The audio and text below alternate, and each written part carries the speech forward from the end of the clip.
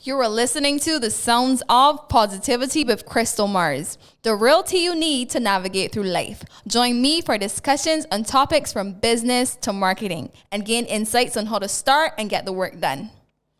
Hey guys, welcome back to another episode of Positivity. Today we're going to be having a short chit chat with Elise'e and Davide. How I met Elise'e is very funny. You know, these times in the digital landscape, we meet a lot of persons on social media. So Elise'e reached out to me with my brand Made by Mars, and he wanted to partner. And I also found this to be a great opportunity to bring him in, bring in the team, find out what's going on, and, just sort of get to know what's going on. Elise'e is a creative. I will let you and Davide formally introduce yourself because I feel like I'm rambling right now. Yeah, you're good. So Elise'e, introduce yourself, what you do, who you are, where you are from, and why are you in Barbados? Hi, I'm Elise'e. I'm a creative director, photographer, and videographer, set designer. A bit of everything. I've been doing photography for about 11 years now and videography for 9 years. Okay. Yeah. That seems like a long time. How old are you? 25. 25, 11 years. Wow. Yeah. Sounds like Early something something you're really passionate about. Yep. And Davide? Yeah, so my name is Davide. We're actually from the same area, and we're actually cousins. So we actually grew up together. But I'm a producer, composer, and an artist. I go by the name of Blackbird. So we're from New Jersey, Orange. And I've been producing music now since early 2016, but I've been a musician my whole life. So music isn't new to me. I grew up in the church. I played the bass guitar, electric guitar, acoustic, the drums a little bit too. So I've been around it my whole life. My brother plays the saxophone. So that kind of just transferred over into me becoming a producer. And yeah, we're out here in Barbados, really to see Barbados, vacation and all. But we do have family out here, and we're just trying to build connections and network, get some work done, Mm-hmm. They're definitely building connections. Like they're here with me. Okay, so tell us about Vole. Is that it? Vole? Vole Records, yeah. Yes. Yeah, so we run Eden and Vole in-house. I run Vole, that's the music side. That is, it's a record label. So I produce music. I work with a bunch of artists in the area. Mm-hmm. For now, they've been mostly in the New Jersey area, and even recently we've connected with people in New York because New York is not too far from us. So, but yeah, so it's just me in-house right now, working with people outside. But I produce music and I actually engineer. So I'm putting together projects right now with people in the state.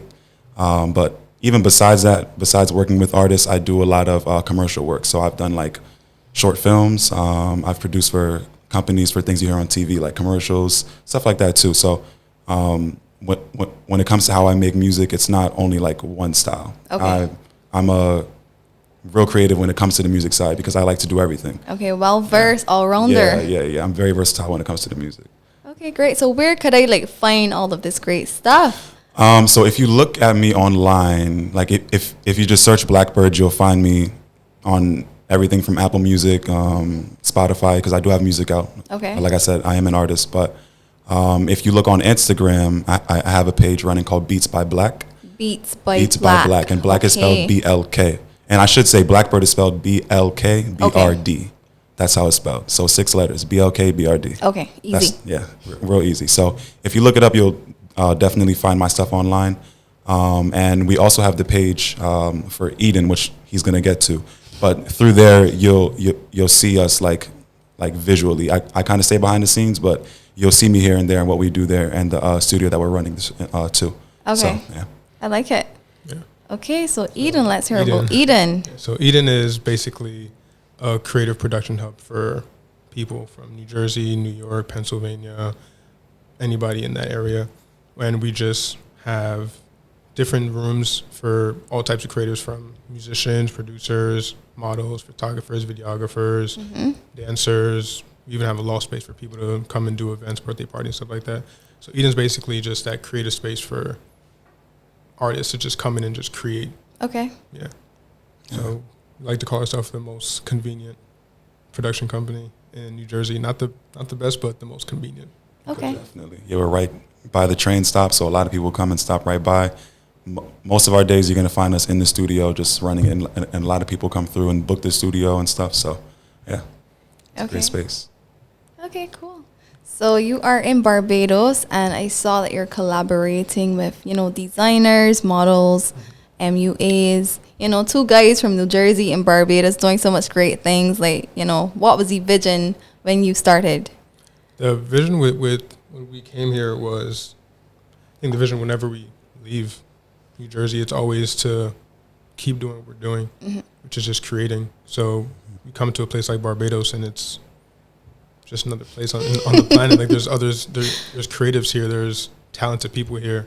Why not connect with them? Yeah. Like when we leave our home, we don't do the typical vacation that's lay back, put your feet up, sleep in. We just come somewhere. The weather's much better, and we just keep doing what we're doing. Okay. One of our things when we first land places, it's always our goal to stay away from all the tourist stuff, because we really want to meet the place that we're in, meet people, local people, see how they really live, because that's how you really get the experience. So that's definitely been good. So that's some deep level thinking, experiencing the culture. Of course. And if anybody does listen to this from Jersey, what's really cool that we found out recently is the population of Barbados is similar to a city by us called Newark, New Jersey, which is it's popular because there's an airport there that people fly into. Okay. But it was just really cool to put it into perspective. It's Barbados is much bigger than that city, but the population is the same. So it's real interesting to have that as a foundation to understand how the culture is here. It's a small amount of people, but there's a lot going on here. Okay. There is, yeah. At least from what we see. Okay, definitely a lot going on here. Yeah, a lot. So the work that you're doing, when can I see? Because I saw some BTS work of what you guys were doing. It looks pretty cool. When is this stuff going to be out? Probably before we leave. Okay. Yeah, so I'm working on some of the edits right now and trying to get everything out and done to all the designs and everything before we leave. Okay. And we're leaving Tuesday, the 27th. So a couple of days, 2-3 days probably. Yeah, a couple of days. Good thing we got to link up. Yep. Okay, so what is the overall big vision for Eden, for Vole? I know you said you're not the best, but the most convenient. But I mean, in the long run, let's say 5 to 10 years, what's the big vision? The ultimate vision for Eden is to have Eden not just be in one place, just to be globally, internationally, everywhere. And it's really just a place for creatives to come and create. When I first started, I didn't really have the mentors and the people around me to show me which direction to go, kind of how to do things, until I met my partner on the train. And from there, my whole business, my whole skills on photography just changed. So with Eden, I literally recreate that experience over and over with people, where people come in and it's the first time they're using their strobe lights, first time they're using props in the studio setup, and it's just kind of reliving that experience to have for the first time, which completely changed my business for the better. So Eden ultimately is that creative space for all types of artists to come and create. And like I was saying earlier, how there's artists all across the world, I would also like to have an Eden in different parts of the world for artists to come in and create in any type of medium. Okay, I love it. Definitely a great vision. I like it a lot. My vision for Vole, obviously I want my music to permeate the whole world, but Vole is, the way I see it, there's some labels back home like TDE or Dreamville for anybody who's into hip hop and knows that, but what I like about them is that they're small and they're kind of in-house, but they really focus on the music, and that's definitely my intention with Vole. So I never rush into working with any artist I find or whatever it may be, where I would say particular, but it's not in a bougie way. It's we don't want to work with you. Yeah. It's just I'm just really about people who are serious about their craft, who are serious about the music, who's serious about building, You got a lot of artists that want to come through and record one song and want to make it off of one song. And it's you do understand that your favorite artist probably made 100 songs before you heard one. Yeah. Type of thing. So at Vole, I'm really in a stage now where I'm building some good connections, trying to find people in-house like me. as of right now, I'm the producer and the engineer. In the future, we'll find other producers, more engineers, like, and not like 10, 20, maybe just like 2 or 3, you know? Yeah. And then, of course, I have artists that we just work with in-house. So ultimately, that's my goal of Vole, to kind of keep it a home base in Jersey. Yeah. And have that be like one of the things going on in Jersey. Like I'm really in that building phase because I want this to become a name to put Jersey on the map too, you know, because Jersey, people got to put like respect on Jersey's name, you know. So it's like that's like really my intention with Vole. Just keep it Jersey, keep it like, and not only artists from Jersey, but really grow it as like an in-house type of thing. No intention of becoming too big, just an intention on quality. Okay. Yeah. Okay, I could definitely relate. So like what types of music, like what's the genre? Is there a specific genre? What's the vibe? I recently, and this is just because it's pop culture, hip hop is like everything, but I'm definitely not only a hip hop producer, but I do a lot of production in hip hop. Like I said, I'm a composer too, so I've done just like short films that's not hip hop, you know, you're like scoring a movie or something like that, you know, but hip hop, R&B are definitely like the 2 most popular genres. But the musicians that I work with, we're all into like jazz. Okay. So artists like Robert Glasper, anything like that, to like soul music too. So you're like everything from like Erykah Badu, Lauryn Hill type vibes, stuff like that. But we're like musicians. So me as a bass player and, well, mainly a guitar player, linking up with like horn section, keys players, drums players. Like we just like to make music, you know? So. But yeah, hip hop is obviously like the reigning genre right now, especially in the U.S. You know, Yeah. So a lot of people are into that, and I myself, that's what I do too. I'm a rapper. I sing a little bit, but I'm not a singer. I don't consider myself to be a singer. I'm not one of those like I'm a rapper, I'm a singer. Like nah, to me, a singer is like John Legend. You know, like that's not me. Okay. But yeah, hip hop, R&B, pop, of course, a little bit, but hip hop and R&B have definitely been like the main genres that we've been. Okay, so we definitely Working have with. to check that out. Yeah, of course. Okay, so the big topic of the year, COVID-19. Coronavirus. So like, how are you managing? Because, you know, a lot of things has changed. You know, we had to adapt in a lot of ways. Like, how are you guys managing in this landscape? So COVID is it hits America in a crazy way, but we had to slow down with everything, CDC guidelines and everything. But it kind of gave us time to step back and kind of see how everything was going prior to COVID, Yeah. and where we want to go after COVID. So during that time of being on lockdown, it was just kind of like a time of just bringing all the plans out again and like figuring out what worked, what didn't work, and just see what we can do moving forward to make things better. Like around the COVID time, we literally rearranged and redesigned an entire studio. Now we have a green room in there, a recording studio, and redid the makeup room. Yeah, so a lot of renovations. Yeah, we did a lot. A lot of renovations. It's like you don't even realize it. Time just passes, but we did a lot. Yeah. Like at Eden, we already do so much different set designs, different switching around, that during COVID we just might as well just start switching things around, see what's going to work in the upcoming months and what's not going to work.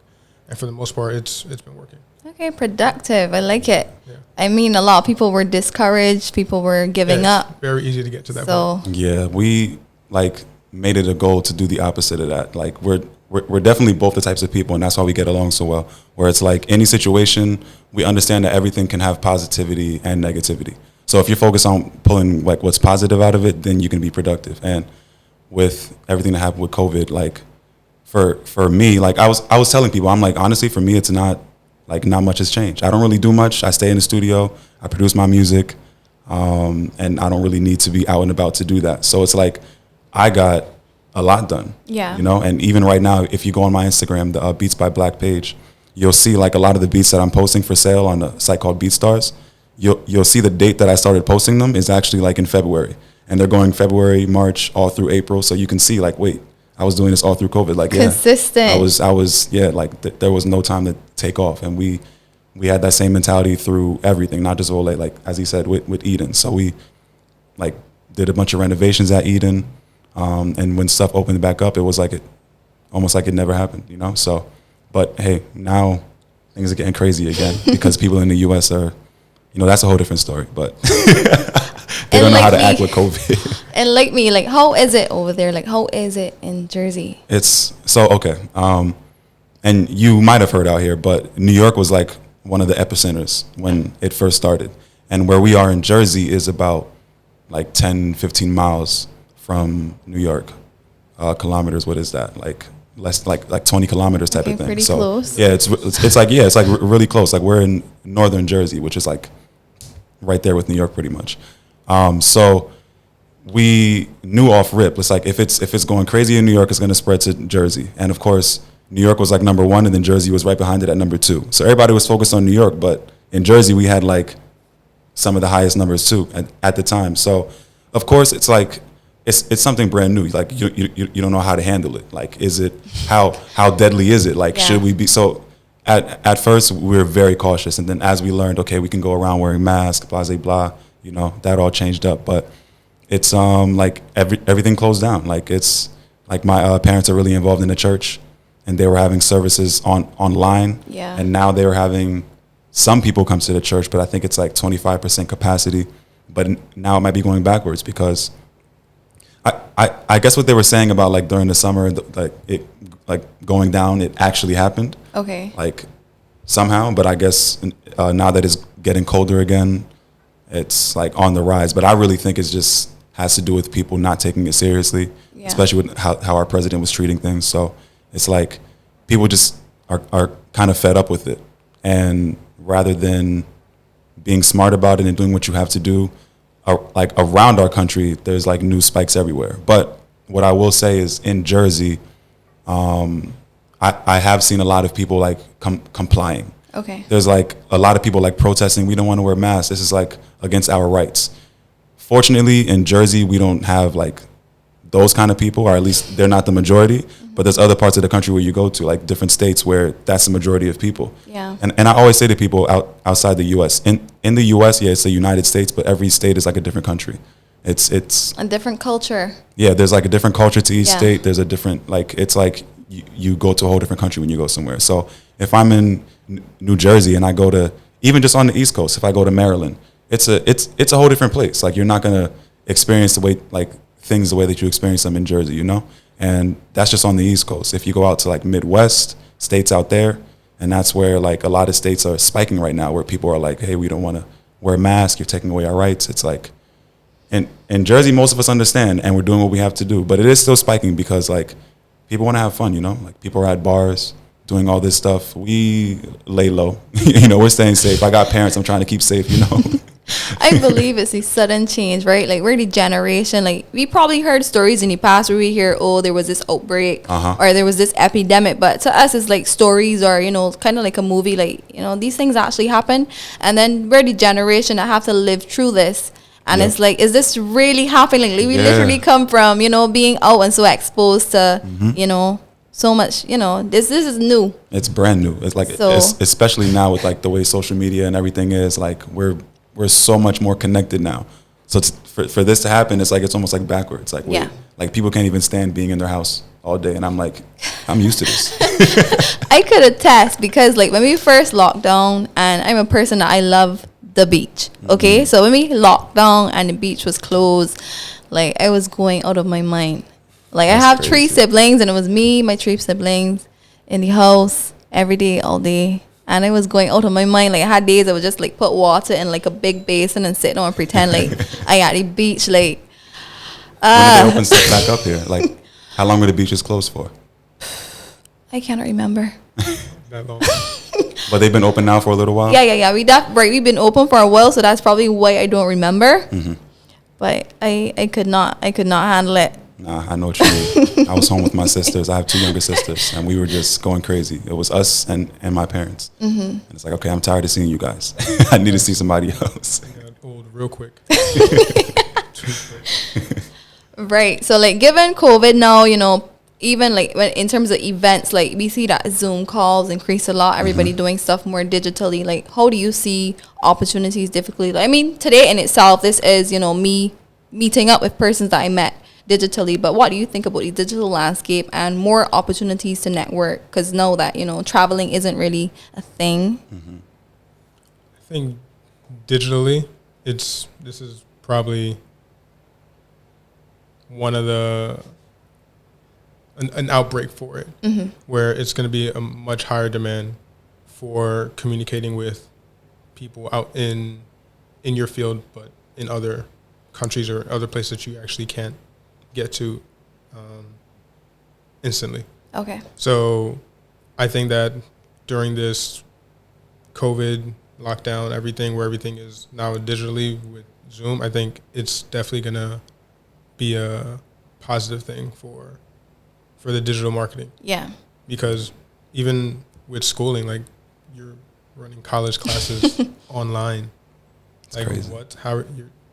That's something that we never thought would actually come. Yeah. But now that this is happening, like, what else can happen? Possibilities, yeah. Definitely brought on like a different revolution, Yeah.